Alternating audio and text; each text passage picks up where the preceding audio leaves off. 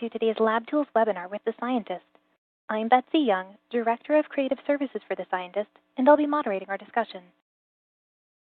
Today, our speakers, Anne-Marie Baker and Courtney Anderson, will be discussing the challenges of intratumor heterogeneity and how a novel in-situ hybridization assay enables the identification of rare subclones. We like our webinars to be interactive. We encourage you to send us your questions or comments at any point during the webinar, and the speakers will address these during the Q&A session following the presentations. To ask a question, simply click on the Ask a Question tab and type your query into the question box located on the bottom left of your screen. We'll try to address as many of these questions as we can during our Q&A session. Our webinar platform is user-friendly. You can expand the presentation window by simply clicking on the diametrically opposed arrows in the upper right-hand corner. This will maximize the display within your screen. The webinar will be archived on the Scientist website, and we'll send you the link via email within a couple of days. Please note that you will not be able to download the presentation slides. I'd like to take this opportunity to thank our webinar sponsor. Advanced Cell Diagnostics, a Bio-Techne brand, is a world leader in RNA biomarker analysis for precision medicine, providing the most advanced RNA analysis solutions for cell and tissue-based research, drug discovery development, and diagnostics in molecular pathology. Its proprietary award-winning RNAscope technology is capable of detecting and quantifying RNA biomarkers with single molecule sensitivity and single cell resolution. This technology has been cited in over 1,000 peer-reviewed publications by a rapidly growing user base. Learn more at www.acdbio.com. Our sponsor has provided us with a helpful resource related to genetic variant detection, and we've posted it in our resource list located on the left side of your screen. You can access and download the file at any time during the webinar. And with that, let me introduce our first speaker, Courtney Anderson. Dr. Anderson received her PhD in molecular and developmental biology from UCSF before completing postdoctoral training in metabolic biology at UC Berkeley. Currently, she's a senior scientist in R&D at ACD in Newark, California, where she is the leader of the applications group.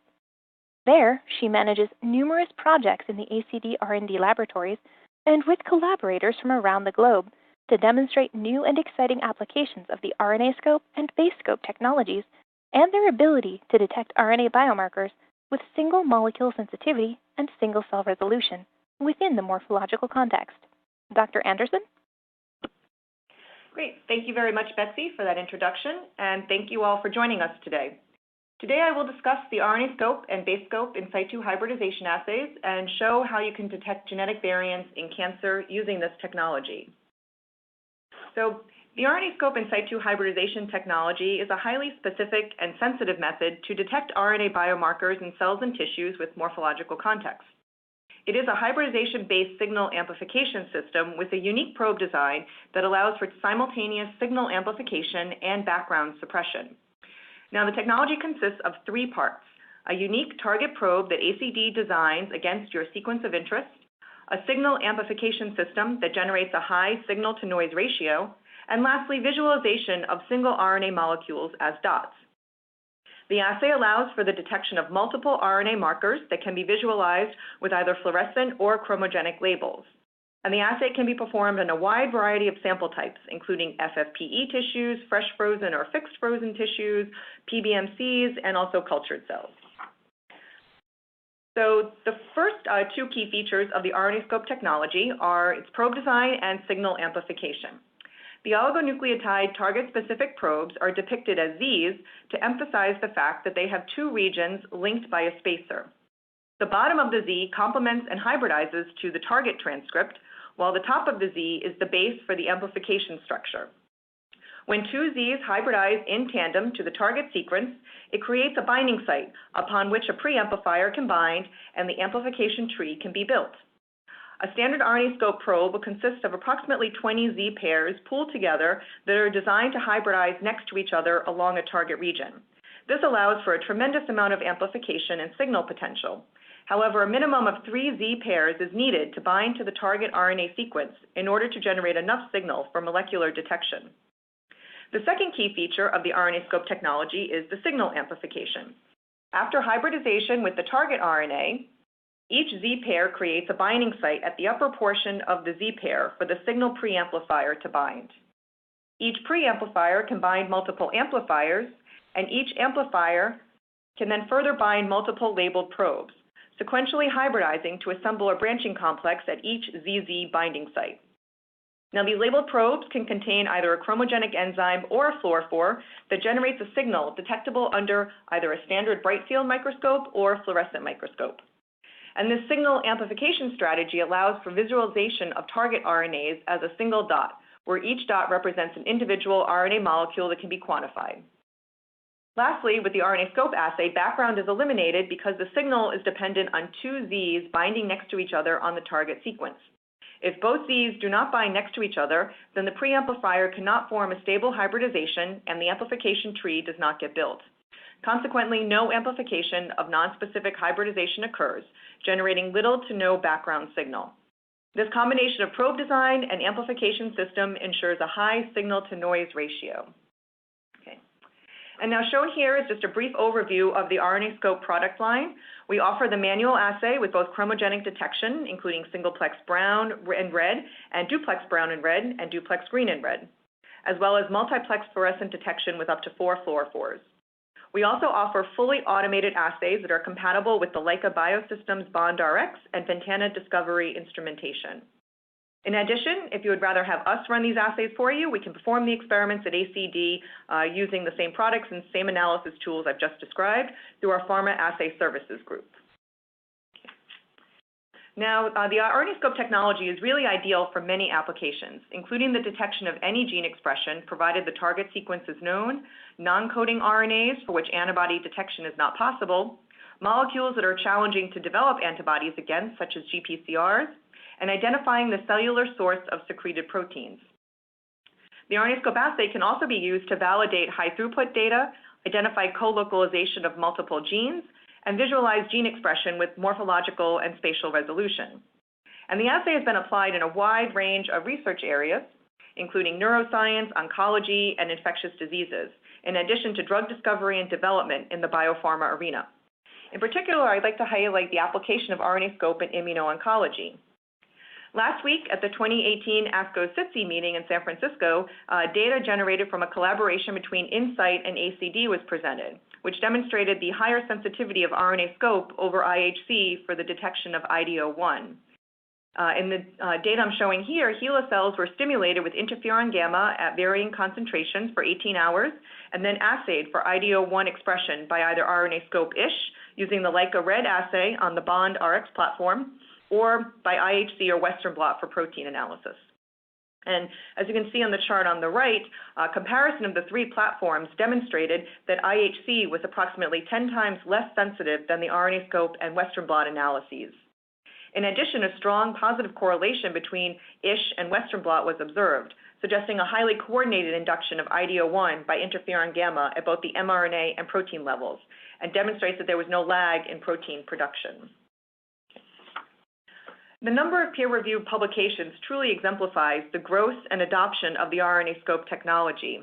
We had our first publication in 2011, and since then there have been over 1,000 peer-reviewed papers published using the RNAscope technology in numerous journals, including many top-tier ones. And the RNAscope technology is highly relevant across multiple fields of research, with over 40% of the publications in cancer research, followed by neuroscience and infectious diseases. But for today's webinar, we'd like to focus on a highly specialized ISH assay called BaseScope. The BaseScope assay is based on the RNAscope technology, and therefore both are capable of single molecule detection, but there are several major differences. One is that due to a different amplification system, the BaseScope probes can detect signal with probes containing as few as one Z pair. Another difference is that while the RNAscope assay is a robust assay to detect gene expression for most RNA targets, the BaseScope assay is specifically designed for the detection of exon junctions, short target and highly homologous sequences, and also point mutations. Currently, we offer BaseScope as a manual assay with a fast red chromogen. However, this chromogen can fluoresce, so the signal can be visualized under both bright field and fluorescent microscopes. And we are happy to report that we are expanding the BaseScope product line. Coming soon, we will release the BaseScope Singleplex Red fully automated assay that will be compatible with both the Leica Biosystems Bond RX and Ventana Discovery Ultra instrumentation. These assays will allow for high throughput workflow and reduce operator-to-operator variability with the BaseScope assay. In addition, the manual BaseScope duplex assay will be coming soon. The duplex assay will be applicable for simultaneous detection of 2 BaseScope targets and will be available in red and green chromogens. Okay. So now I'd like to delve into the main application areas for the BaseScope assay. These include exon junction, short target sequence, and point mutation. Listed in each application area on the screen are some specific examples of how the BaseScope assay can be applied, which I'll describe in a bit more detail on the next few slides.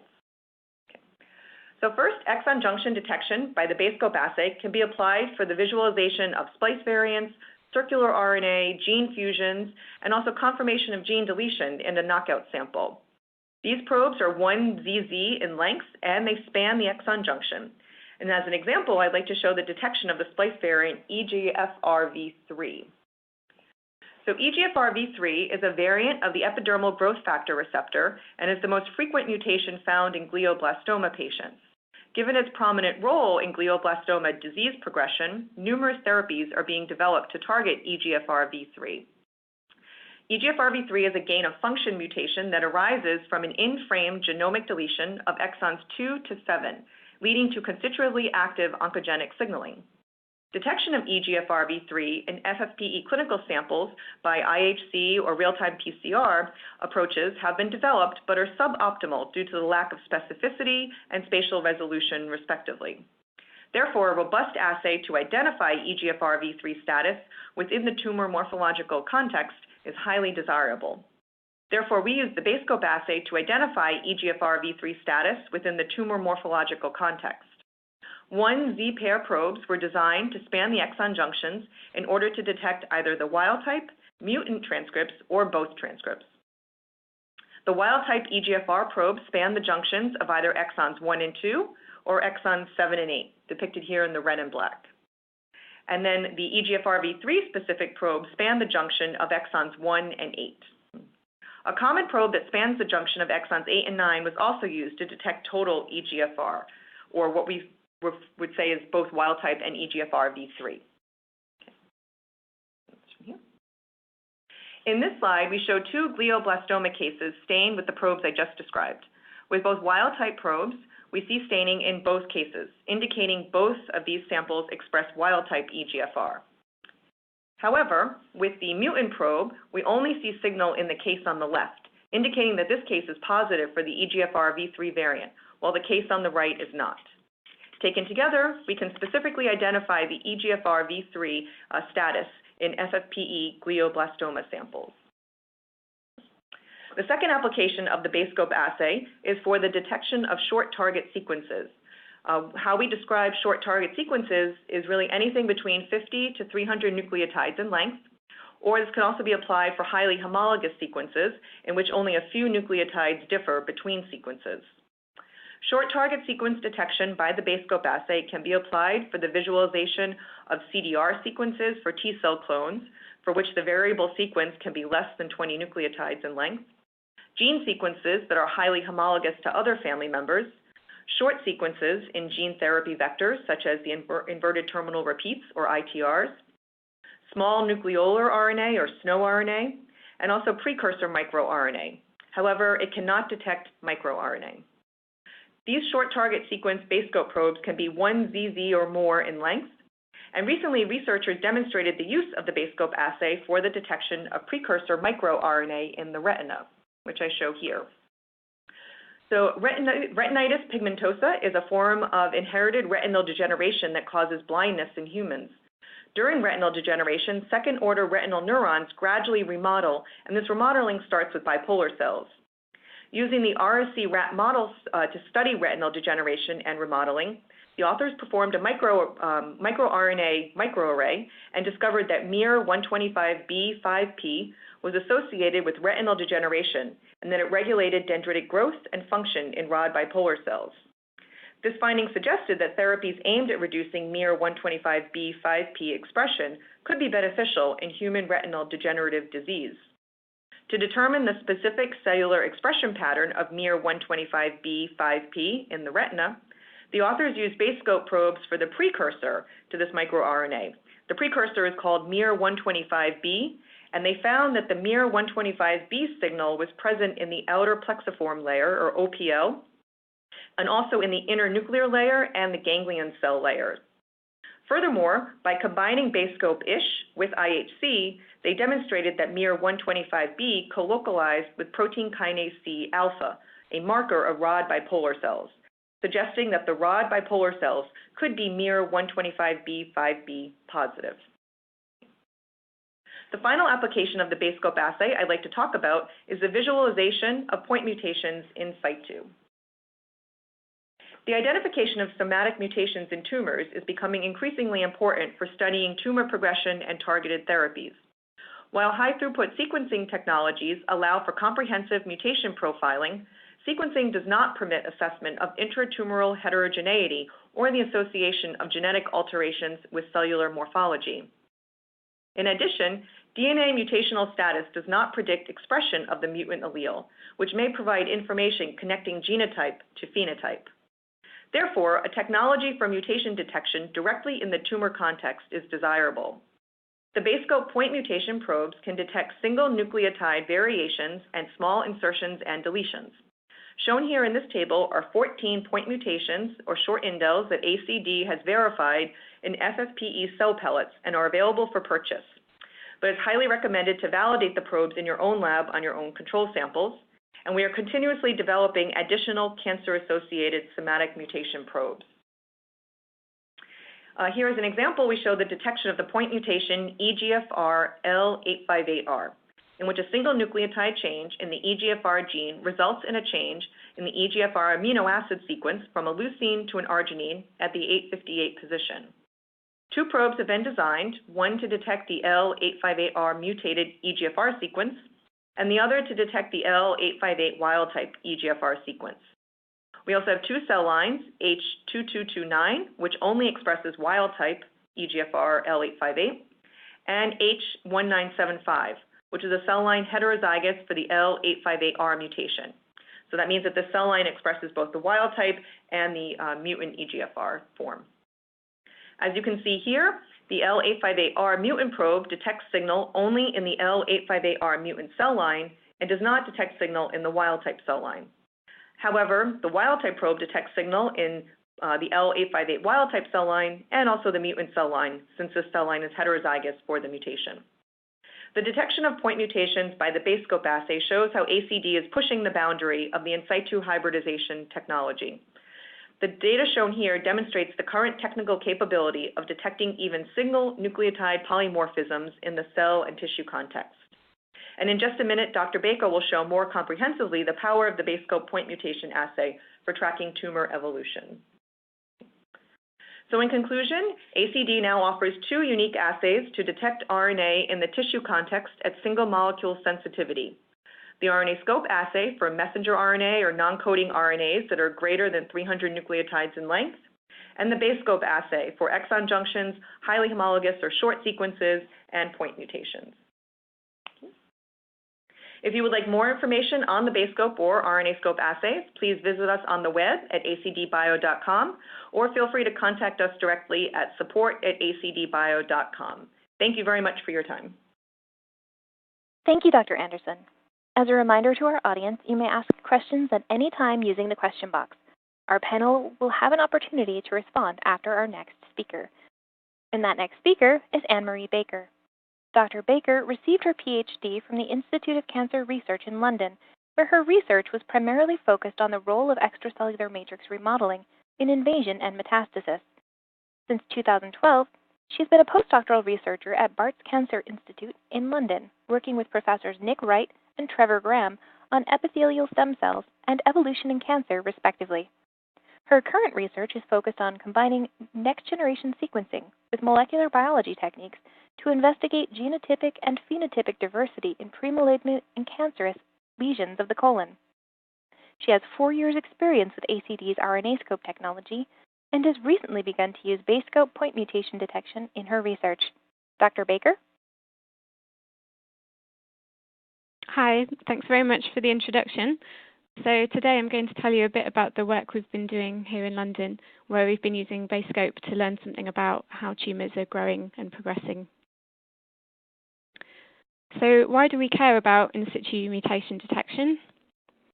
So it's a really useful tool to study intratumor heterogeneity, which, as we know, is a really major underlying cause of therapy resistance and tumour recurrence in the clinic. And we, as well as other labs, often use bulk extractions of DNA or maybe flow-sorted single cells, if we're lucky, to study intratumor heterogeneity at the genetic level. But we recognise that there are some limitations with using these techniques. So firstly, we might not detect rare subclones because we incorrectly classify them as artifacts during the extensive bioinformatic processing that goes on. And secondly, we lose the spatial context of the mutant subclones, which could be incredibly clinically relevant. So having used a number of other techniques to try and look at in-situ mutation detection without much success, we recognised there was a really urgent need for some new methods in which we could study genetic heterogeneity in situ. So Courtney's already been over the technology of BaseScope. Basically, it's a very similar protocol to normal immunohistochemistry, at least initially. The sample's pre-treated, double Z probe is hybridized to the mRNA, and upon binding of those two Z probes, a binding platform for single amplification is created, and we then visualize the signal as red spots. So what did we want to do with BaseScope? We wanted to apply it to detect common point mutations in archival FFP colorectal cancers. And we wanted to see if we can use the spatial location of the BaseScope signal, so the location of these mutant clones, to learn something about how the tumour is growing and evolving. So we had available to us 9 probe sets, which were custom designed by ACD to target common SMVs in colorectal cancer. We had 6 KRAS probes, 1 BRAF probe, and 2 PI3 kinase probes. And we validated these probes extensively, and we first tested the specificity and the sensitivity on FFP cell line pellets, and then in FFP tumours. And we were particularly interested in those tumours with subclonal variants, and these are the ones that we selected for further analysis. So just to go over some of the validation of the probes that we performed, for each probe set, we had a wild-type cell line and a mutant cell line, as Courtney previously described. And we ran a positive control probe, negative control probe, and the wild-type and the mutant probe. And here you can see the BRAF V600E example. For the negative control probe, DAP-B, we don't see any signal on either of the cell pellets. The positive control pole R2A, we see lots of signals showing that our RNA is good and the protocol is working nicely. And the BRAF wild-type probe, we only see signal in the wild-type cell line, and the BRAF mutant probe only in the mutant cell line. So we did this analysis for every probe set, all of the 9 probe sets that we looked at. And we found that the probes are very specific. We only see a false positive spot in a less than 1 in 1,000 cells. And the probes are also very sensitive, so we see a positive signal coming from, on average, about 2/3 of cells, although there is a large range here, which I'll explain in a bit. So then we also tested all the probe sets on tumours of known mutational status. So in the same way, we had a negative control probe, positive control probe, and wild type and mutant for each case. Again, we found the probes are really specific. We have a really low false positive rate, and the probes are very sensitive again. This time the average is about 1 in 4 cells, which are showing a spot. So slightly lower than the cell lines, but again, we see a big range here. So why do we see this big range of BaseScope signal? So I think it's due to a number of factors, and I think the major one is just mRNA expression itself. So one thing contributing to this could be the copy number of the locus in question. So here I've used the KRAS locus as an example, and I've just taken the data from databases. On the left, the cancer cell line encyclopedia, and on the right, the TCGA. I've taken all the samples which have loss or gain at the KRAS locus, and I've just plotted the expression of KRAS mRNA, and you can see there's a really strong correlation there. So in samples which have a gain of copy number at that locus, we'll see more spots because there's more RNA there to detect. And of course, RNA expression is influenced by a number of other factors. But another thing to consider is the RNA quality is also going to affect the signal that you see. So I've had success with samples up to about 16 years old if the sample has been stored properly and was initially fixed properly. But if the samples haven't been processed well, then the RNA quality will be poor and you won't see as many spots. And of course, there is also intra-user variability to consider as well. So how else did we go about validating these probes? So we validated the specificity of wild-type probes in homozygous mutant tumors. Here, for example, there's a KRAS G12D homozygous tumor, which I've outlined.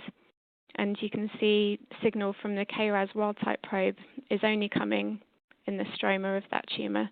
So the wild-type probe is really specific to only the wild-type KRAS. So here is an example of a KRAS G12A mutant tumor. And we also stained the same tumor with the other KRAS mutant probes, G12D, G12V, G12C, and G12R. And you can see there's absolutely no signal coming when we stain with these probes. So each probe is really very specific to its individual point mutation.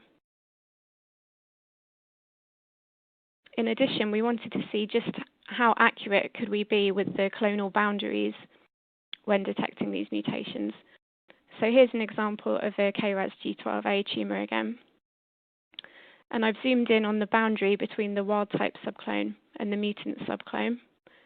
We then took a methyl green stained serial section from this tumor, and we laser capture microdissected regions of wild-type and mutant cells. And we then took those on to Sanger sequence the KRAS gene and show that indeed there was a KRAS G12A mutation there. So in every case that we didn't have prior knowledge of the mutational status, we performed this kind of analysis. So quantification was something that we put a lot of thought into. And we found that the BaseScope signal was really quite reproducibly quantified using the HALO software. So here you can see an example on the left of the raw image, and on the right of the image after it's been processed using HALO. So each red spot is detected and counted by the HALO software. And here's another example where we used HALO software to recognize our spots. So we took 3 serial sections. The first one was a H&E. The second, we stained using BaseScope and a probe against KRAS G12D. And the third section, we again stained with BaseScope, but this time using a wild-type probe. We then overlaid these images, and you can see in this example, the wild-type probe is really nicely picking out the stroma, and the mutant probe is really nicely picking out the tumor cells. So we found that the BaseScope assay was really reproducible. So this is an experiment I performed in which I did the BaseScope assay with 3 cell lines and 2 tumors. I then performed the same assay with the same samples 3 months later, and I used the automated quantification using HALO to count the number of spots, and we find there's no significant difference with any of these repeats. We also found that BaseScope can be really readily combined with conventional immunohistochemistry. This is an example on the left, which is just the BaseScope assay alone, detecting a KRAS mutation in a colorectal cancer. And on the right is a serial section, which again was stained with the BaseScope probe, but this time it was sequentially stained with a cytokeratin antibody using conventional IHC in brown. So you can see this really nicely picks out the tumor cells. And BaseScope can also be readily combined with conventional DNA fluorescent fluorescent in-situ hybridization methods. So as Courtney mentioned, the BaseScope product is autofluorescent in the red channel. So I was able to add a green fish probe on top of my BaseScope assay. And this could detect, in this example, it's chromosome 18q. And this can be detected in the green channel. So this allows us to look at mRNA expression and DNA copy number within the same cells in situ, which is really exciting for research. So having validated the BaseScope assay, what did we want to do with it? So we used next generation sequencing and de novo screening of colorectal cancers to identify those with subclonal mutations in KRAS, BRAF, or PI3 kinase. We stained sections of these samples with BaseScope probes, and then we annotated the mutant regions onto digitized images of these. So what do I mean by this? This is an example of a colorectal cancer which has been stained with the KRAS G12V probe. So it's a sample that was identified using next generation sequencing as likely to contain a subclonal mutation. And you can see here the region in the center clearly contains the red spots. And again, I've used a cytokeratin antibody so that I can easily pick up the tumor cells. And here on the right, you can see I've annotated the mutant cells in red and the wild type cells in yellow. So this annotation can also be done in an automated way. So on the left is another example of a colorectal cancer where I've annotated mutant cells in red, wild type cells in yellow. And on the right is the same sample, this time analyzed using Halo, which has just picked out all the red spots in the tissue. And you can see it nicely captures the clonal organization of this tumor. And we found the sensitivity of BaseScope was such that we could really detect very small subclones containing only a few mutant cells. In this example, you can see a patch of about 10 cells or so, which clearly contain a BaseScope signal, which is identified in a much larger region of wild-type cells. So this could be really important for identifying patients which might be selected for targeted therapy. So we also found that we could use serial BaseScope stain sections to generate 3D reconstructions of the interactions between wild-type and mutant clones. So here we have one section that's been stained with BaseScope and annotated. In red is our mutant clone. We can then section further through the block and perform the same staining and the same annotation to see how this clone changes through the block. And we can do this on many, many sections. And we can make 3D reconstructions of how the clones are interacting. And if you would like to look more at these videos, then please do check out the publication. So one thing that we noticed once we'd stained a lot of these tumors and annotated them, we noticed a lot of heterogeneity in how the mutant and wild-type clones were interacting, how they were mixing with each other. So in the example on the left, you can see a clone which has quite clear clonal boundaries. The mutant has stayed quite segregated from the wild type. In the middle, the clone has stayed quite localized to the right-hand side of the tumor, but there's more mixing with the wild type clone. And on the right is a more extreme example of mixing. So the wild type and the mutant clones are really interacting a lot and mixing with each other.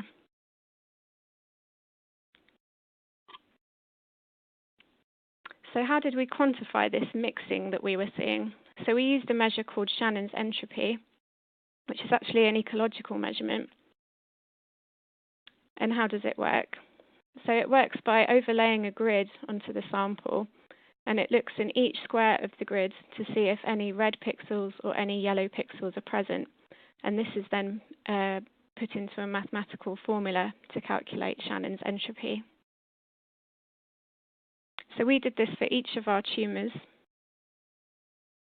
and we found that the results were quite consistent with what we were seeing by eye.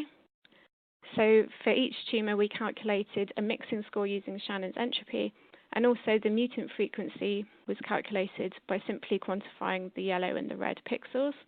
So an example on the left, we see there was a 9.2% mutant cells there, and the mixing score was very low.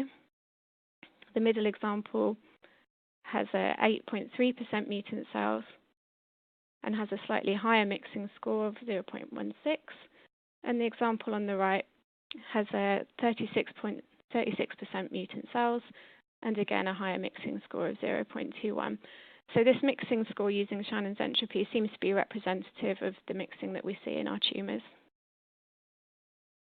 And we see a wide range of mixing scores.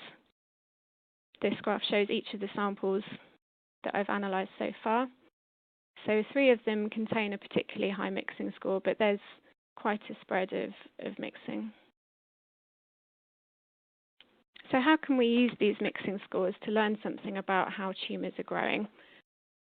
So we decided to combine our data with computational modelling, and this work was done by another postdoc in the lab called Weini Huang.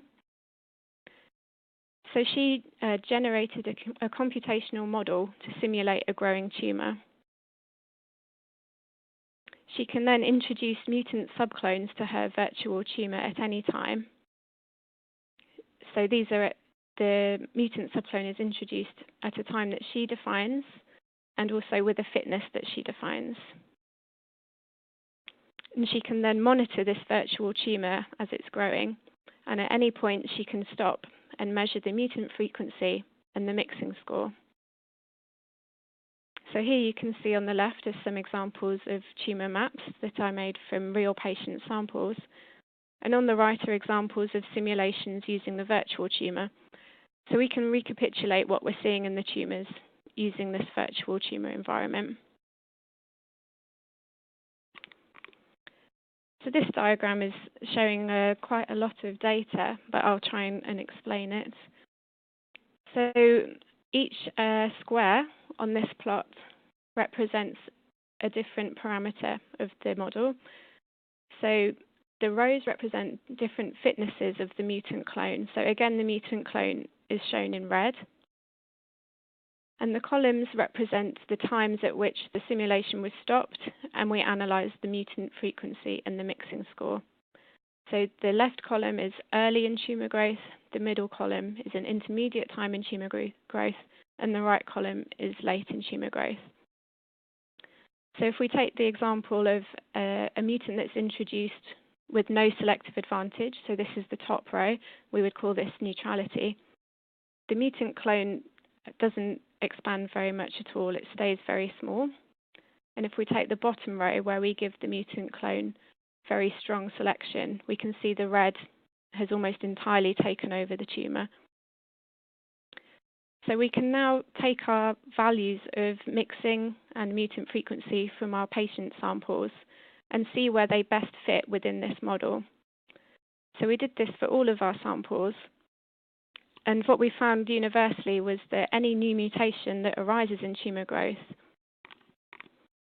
to persist at a subclonal frequency within the tumour, it must arise very early, or it can carry quite a considerable fitness advantage for us to be able to see it at subclonal frequency. So to summarise what I've told you, we found that BaseScope provides a robust and efficient approach to in-situ mutation detection. And we've shown that we can use the spatial localization of point mutations to learn something about the dynamics of how a tumour is growing. And we've also started to think about the clinical applications, how this BaseScope assay can be translated into the clinic. And I think there's a number of ways in which this could happen. And one way would involve the identification of resistant subclones. For example, in the case of cetuximab treatment for colorectal cancer patients, they're only eligible for the treatment if their tumour is KRAS wild type. KRAS mutant subclones would render the patient ineligible for treatment for cetuximab. So BaseScope could be a way to help identify those patients that would benefit from cetuximab treatment. And we also think that it could be used to map mutations to either benign or malignant components of mixed morphology tumours.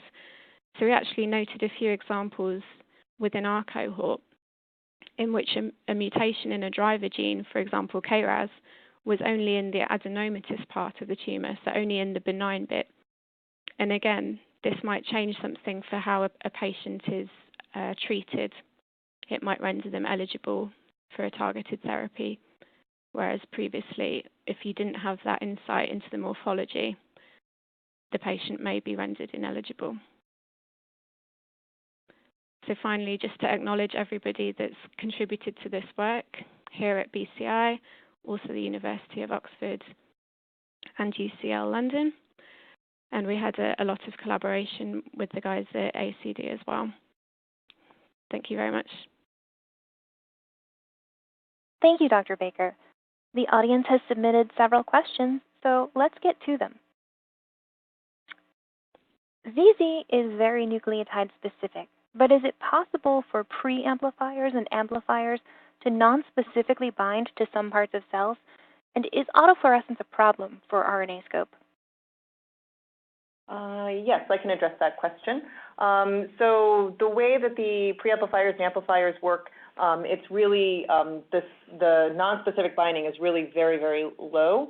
And also we do recommend if you use a negative control probe, so for instance using our DAP-B probe, you will find that there should be no signal being detected. And in addition, for the autofluorescence, if it's a problem for RNAscope, it's not necessary for the RNAscope assay itself. There are just some tissues that inherently have some autofluorescence. For instance, the brain and lipofuscin can often give autofluorescence. So it is just a tissue by tissue case. And we do have recommendations depending on the tissue that you're working with. Thank you. Can BaseScope and RNAscope assays be run simultaneously in the same protocol? No, currently BaseScope and RNAscope cannot be combined, but it is on our roadmap to investigate this further. Great, thank you. Is it possible to use BaseScope in live cell imaging? That's interesting. Unfortunately, no. At the moment, BaseScope cannot be used in live cell imaging. It's only applicable for fixed cells. Thank you. Dr. Baker, this question is for you. How long does the BaseScope assay take to perform? So the BaseScope assay can be performed in 1 day, start to finish. Great, thank you. Have you considered using super resolution microscopy in future applications? And how about improving the fluorescence imaging multiplexity from 4 to more? Yes, so we are aware of super resolution microscopy. At the moment, we are not actively looking at it, but again, we always have things on our roadmap. And then in addition with the fluorescence imaging, increasing it to 4 or more, again, we are looking at increasing our multiplexicity to 4 or more targets with the RNAscope assay. So feel free to contact us individually if you're interested in more information. Thank you. For highly homologous sequences, what is the minimum sequence difference to guarantee probe specificity?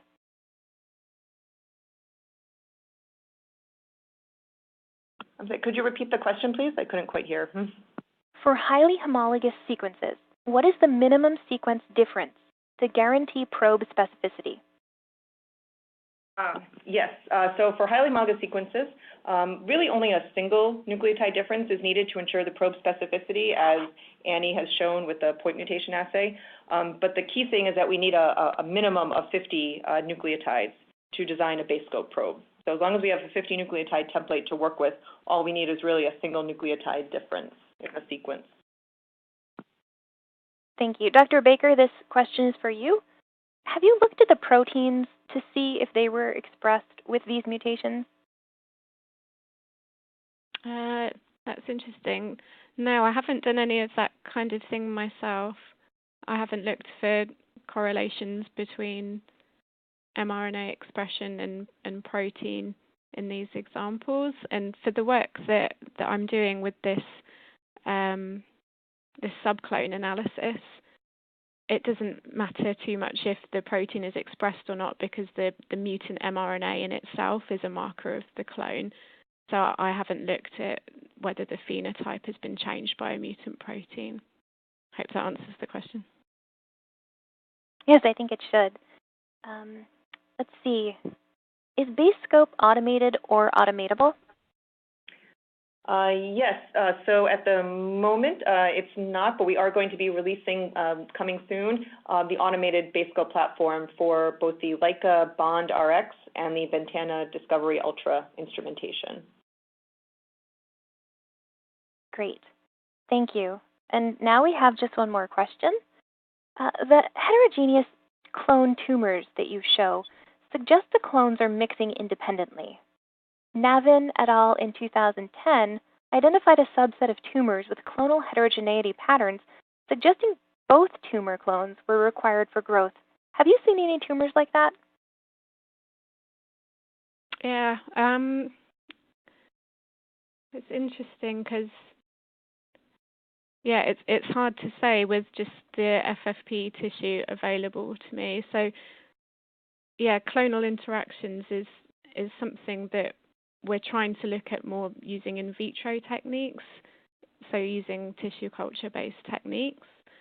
But with the FFP tissue alone, it's just a snapshot. So without getting longitudinal samples, it would be hard to answer that question using BaseScope alone. But Dr. clonal Anderson? interaction. Oh, sorry. Oh, go ahead. Yeah, clonal interactions is something that's really interesting to us, and yeah, maybe we can think about ways that we can apply BaseScope to address that. Dr. Anderson, do you happen to know of anyone using BaseScope for answering this type of question?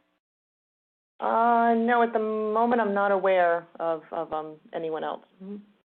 Then we can just look forward to Dr. Baker's findings in the future. Unfortunately, that's all we have time for today. If you have any further questions, please consider reaching out to the speakers directly. Their email addresses are shown on the screen. As a reminder, the webinar will be archived on the scientist website, and you'll receive an email notifying you when the on-demand webinar is available. I'd like to thank everyone who took the time to join us today, and particularly those of you who shared your questions and comments. On behalf of the scientists, I'd also like to thank our speakers, Dr. Anderson and Dr. Baker, as well as our webinar sponsor, Advanced Cell Diagnostics. Thanks, everyone, and goodbye.